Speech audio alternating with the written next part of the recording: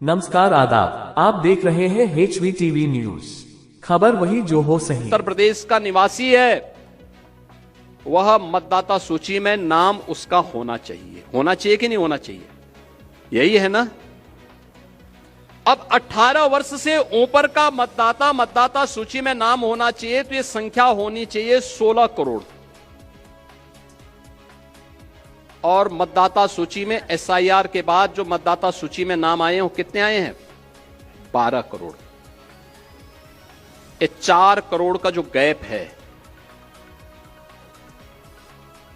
2025 की जो मतदाता सूची थी, जनवरी 2025 की, उसमें कुल नाम थे 15 करोड़ 44 लाख। कितने थे? 15 करोड़ 44 लाख। 1 जनवरी 2026 को जो भी युवा 18 वर्ष का होगा वह मतदाता बनने का हकदार होगा। यह संख्या बढ़नी चाहिए 15 करोड़ 44 लाख से 16 करोड़ तक, लेकिन यह संख्या बढ़ी नहीं है, घटी है। 15 करोड़ 44 लाख से घट करके ये हो गई है 12 करोड़।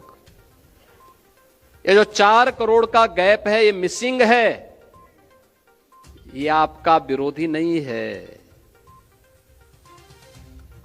इसमें से 85 से 90% आपका मतदाता है। याद करना, आपका मतदाता है। और उसमें 4 कैटेगरी में आपको देखना है। 4 कैटेगरी। एक, जिन तक अभी कोई नहीं पहुंचा, अनमैपिंग में। संजोग से भारत निर्वाचन आयोग ने 14 दिन का नया समय बढ़ाया है, यानी आज के दिन से अगर आप लेंगे तो आपको 12 दिन का नया समय मिला हुआ है। ये 12 दिन का बेहतर उपयोग। ये काम याद करना, चुनाव का काम, चुनाव का परिणाम विधानसभा में, लोकसभा में आता है, लेकिन चुनाव लड़ा जाता है बूथ पे, जिसके लिए प्रधानमंत्री जी कहते हैं कि बूथ यानी मेरा बूथ सबसे, क्योंकि लड़ाई बूथ पे होती है, इसलिए वो मजबूत होना चाहिए। होना चाहिए कि नहीं होना चाहिए? अब मैं आप सबसे कहूंगा, अब ड्राफ्ट सूची आ रही है आपके पास, आने लग गई, उसकी नकल मिलने लग गई, उसका एक बार अवलोकन कर लीजिए। और ये बूथ पर वो कोई भी पदाधिकारी, राष्ट्रीय पदाधिकारी हो, प्रदेश का हो, क्षेत्र का हो, जिले का हो, मंडल का हो, शक्ति केंद्र का हो, ये सभी लोग अपने बूथ की मतदाता सूची को एक साथ मिलकर के अवलोकन करें। एक बूथ पे बहुत होंगे, 250 से लेकर 250 तक घर होंगे। आसानी से वहां का कार्यकर्ता ये देख सकता है कि कौन छूटा है, कौन फर्जी है, कौन मृतक है, कौन शिफ्टेड है और कौन यहां से जा चुका है। ये सब कुछ जानकारी ले सकते हैं। 4 कॉलम आपको मिलेंगे इसमें, एक अनलैपिंग का, एक मृतक का, एक अनुपस्थित यानी एब्सेंट का, और एक शिफ्टेड का। कौन शिफ्ट हो चुका है, इसकी भी सूची होगी। उन नामों को अवलोकन कर लीजिए।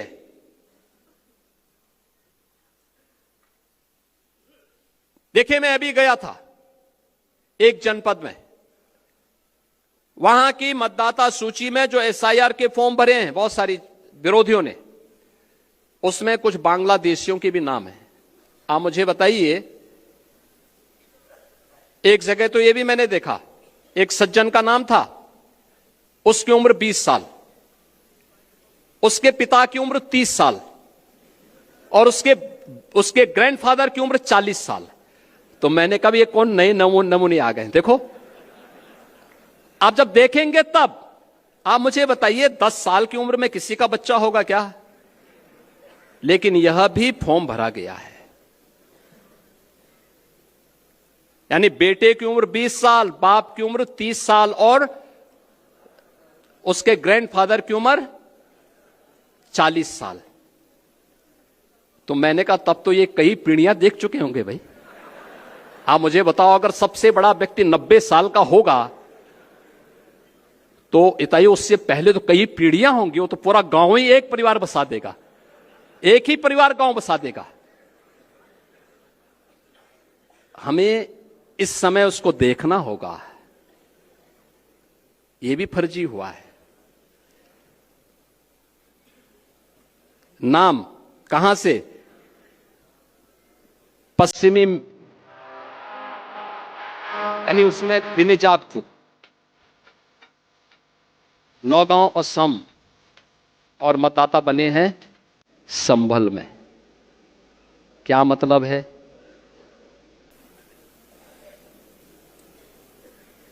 ये अवसर है इस सब फर्जी नाम के लिए आपत्ति करना है।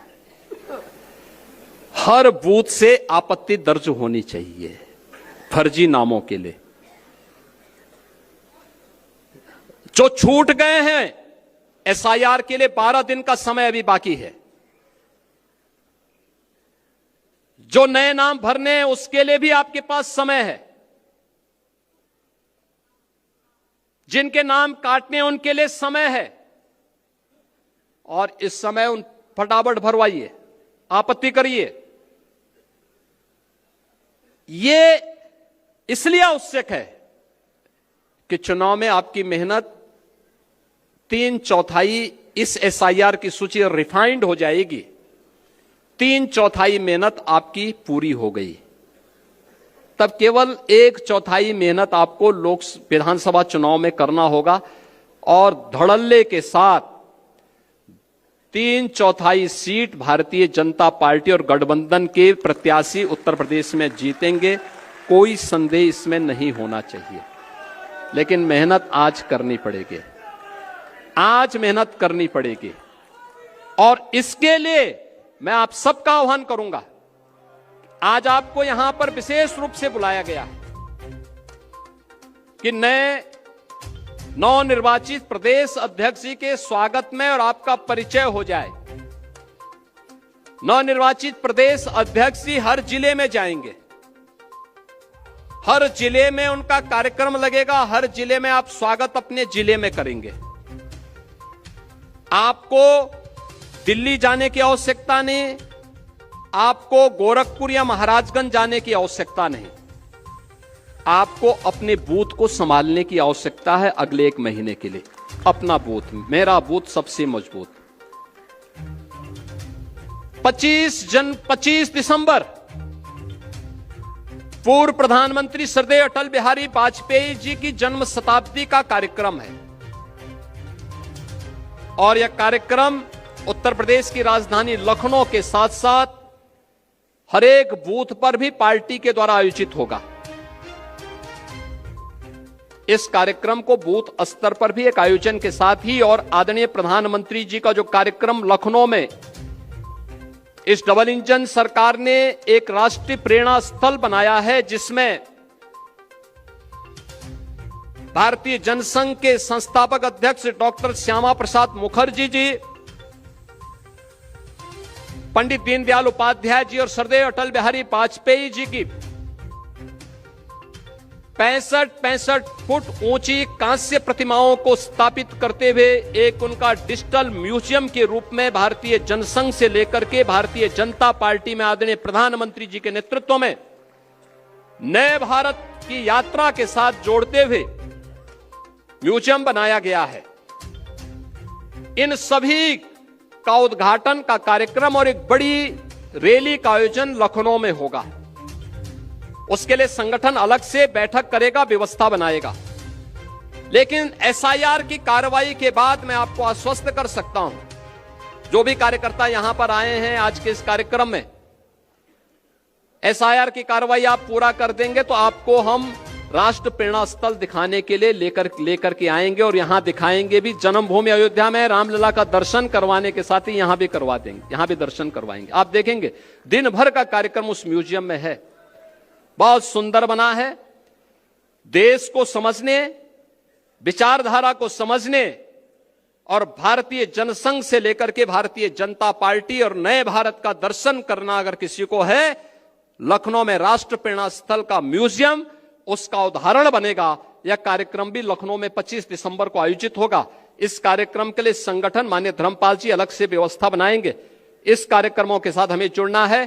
फिलहाल मैं आपसे अपील करूंगा, फॉर्म नंबर 6 हर बूथ पर भरवाइए। जो छूट गए हैं, एसआईआर के जो प्रपत्र भी जमा नहीं हो पाए, 12 दिन का समय है, युद्ध स्तर पर लगिए। जो गलत नाम है उनके लिए फॉर्म 7 भरवाइए। जहां संशोधन करना है 8A फॉर्म भरवाइए। कोताही मत बरतिए। एक एक बूथ की समीक्षा और एक एक बूथ पर मेहनत परिणाम लाएगी। और दूसरा है, जो शिकायत आती है कि हमारे मतदाता इस बूथ से थे, उस बूथ में नजदीक पोलिंग होनी थी, लेकिन वो 5 किलोमीटर दूर कर दिया। यह अवसर है जब आप उसको बदलने के लिए आवेदन कर सकते हैं, कर दीजिए। अब लेट मत करिए, यह अवसर है। इस अवसर का लाभ आप उठाएंगे, इस विश्वास के साथ मैं एक बार फिर से अपने नवनिर्वाचित प्रदेश अध्यक्ष श्री पंकज चौधरी जी को हृदय से बधाई देता हूं। इस निर्वाचन की प्रक्रिया को शांतिपूर्ण तरीके से संपन्न करने के लिए माननीय पीयूष गोयल जी का, माननीय डॉक्टर के लक्ष्मण जी का, डॉक्टर महेंद्र नाथ पांडे जी का हृदय से मैं धन्यवाद करता हूं। आप सभी कार्यकर्ता इतनी सुबह, इतनी भारी संख्या में, जितने लोग इस सभागार में हैं, इससे दुगनी संख्या में लोग बाहर हैं। आप सभी आए हैं। आप सबका भी मैं हृदय से अभिनंदन करता हूं। आप सबके प्रति अपनी शुभकामनाएं देते हुए अपनी वाणी को विराम देता हूं। धन्यवाद। जय हिंद, जय जय श्री राम।